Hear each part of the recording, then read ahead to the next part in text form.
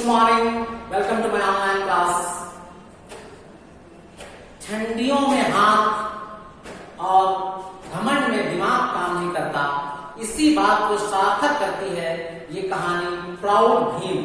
ये कहानी महाभारत से ली गई है, जब पांडवों को अज्ञातवास की सजा मिली थी और द्रौपदी घने जंगलों में बैठी हुई थी। तभी तेज हवाओं में उड़कर एक फूल उनके पास आ गिरता है।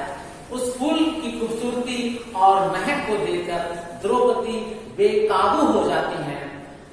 उनकी इस लालसा को देखकर भीम उनके पास आते हैं और उन्हें उस फूल के बारे में बताते हैं कि ये फूल जंगल में अत्यंत दुर्लभ किस्म की प्रजाति का है। इसका नाम स्वगंधिका फूल है। द्रौपदी उस फूल को देखकर मोहित हो जाती हैं और वो भीम से ऐसे और फूल लाने के लिए कहती हैं। भीम अपनी शक्तिशाली गदा अपने कंधे पर लेकर जंगल की ओर चले जाते हैं, जिस दिशा से हवा में वो फूल उड़कर आया था। उनके मजबूत और तेज कदमों से मानो धरती कांप उठती है। भीम उन घने जंगलों से जाते हैं। उनको देखकर जंगल के सभी जानवर तितर बितर होकर भागने लगते हैं। उनकी तेज कदमों की आहट से मानो कई पेड़ भी उखड़ जाते हैं। भीम फिर एक ताजे पानी की झील के पास पहुंचते हैं और उन्हें वहां पर उस स्वगंधिका फूल की महक का एहसास होता है। अब भीम का धैर्य बेकाबू हो जाता है और वो फिर उसी दिशा की ओर तेजी से चलते हैं। रास्ते में एक कमजोर बूढ़ा बंदर लेटा हुआ था। भीम ने उस बंदर से चिल्लाकर कहा, मेरे रास्ते से हट जाओ। वो बंदर ने धीरे से अपनी आंखें खोली और कहा, मैं बहुत बूढ़ा हो चुका हूं, इतनी जल्दी क्या है, मेरी पूंछ हटाकर तुम यहां से स्वयं निकल जाओ। तो भीम का गुस्सा और बढ़ जाता है। वो कहता है, मैं यहाँ तुम्हारे जैसे बूढ़े बंदर से शिक्षा लेने नहीं आया हूं। अगर एक शब्द और भी कहा तो मैं तुम्हें कुचल दूंगा।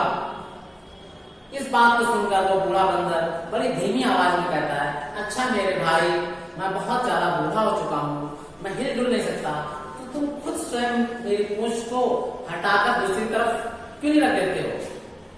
भीम, जिन्हें अपनी ताकत पर बहुत घमंड था, उनके पास कहा जाता है कि 10,000 हाथियों का बल था और इसी घमंड में आकर उन्होंने उस बंदर की पूंछ को अपने हाथों से उठाने का भी जहमत नहीं की। उन्होंने अपने गदा से उस पूंछ को धकेलने की कोशिश की, लेकिन वो आश्चर्यचकित हो गए कि वो पूंछ टस से मस नहीं हो रही थी। फिर उन्होंने बहुत कोशिश की, फिर भी वो पूंछ टस से मस नहीं हुई। भीम ने अपनी पूरी ताकत उस गदे से पूंछ को हिलाने में लगाई, लेकिन उन्हें बड़ा सदमा पहुंचा कि वो पूंछ भी हिल डुल नहीं रही थी। वो बिल्कुल पूंछ जहां पर थी वहीं पर बनी पड़ी हुई थी। भीम ने फिर और ज्यादा कोशिश की और इसी कोशिश में एक बहुत तेज धमाके से उनके गदा के टुकड़े टुकड़े हो गए।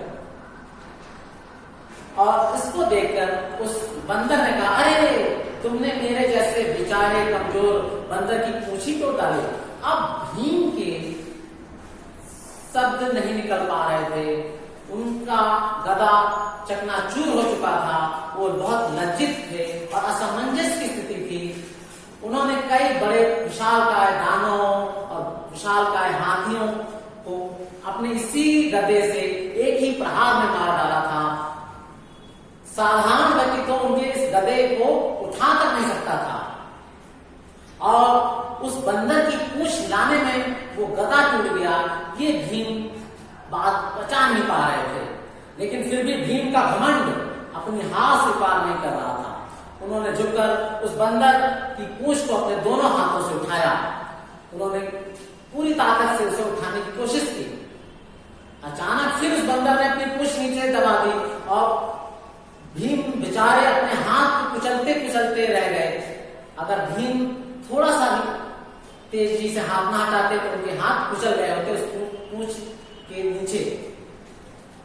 भीम का चेहरा डर के मारे पीला हो गया था, सारे शरीर से पसीना निकल रहा था, उनका घमंड चकनाचूर हो गया था और उन्हें ऐसा एहसास हो रहा था कि उनके सामने जो बंदर है वो कोई साधारण बंदर नहीं है। भीम अब बहुत विनम्र होकर उन्होंने कहा, क्षमा करें, बताइए आप वास्तव में हैं कौन? क्या आप कोई भगवान है या ईश्वर हैं या देवदूत हैं? तो वो बंदर हंसा और उसने अपनी पूंछ भीम के हाथों पर रख दी। भीम, मैं हनुमान हूं, वायु का पुत्र और तुम्हारा बड़ा भाई। मैंने अपना ये रूप इसलिए धारण किया था ताकि मैं तुम्हें एहसास करा सकूं कि घमंड और अहंकार विनाश का ही पर्याय है। भीम ये सुनकर हनुमान जी के पैरों पर गिर पड़े। उन्होंने कहा, क्षमा करिए मुझे, मैंने आपके साथ इतनी बेहूदगी और बदतमीजी से बातें की, मेरे घमंड ने मुझे अंधा कर दिया था। मेरा ये मानना था कि कोई भी व्यक्ति इस दुनिया में मेरी ताकत के बराबर नहीं है। इसी घमंड के कारण मैंने आपके साथ इतनी बदसलूकी की। हनुमान जी मुस्कुराए, उन्होंने कहा, मैं तुम्हें क्षमा कर देता हूं मेरे भाई। वास्तव में मुझे तुम्हें खुश देखकर बड़ी खुशी होती है। और भीम ये सुनकर भीम के आंखों से आंसू टपकने लगे।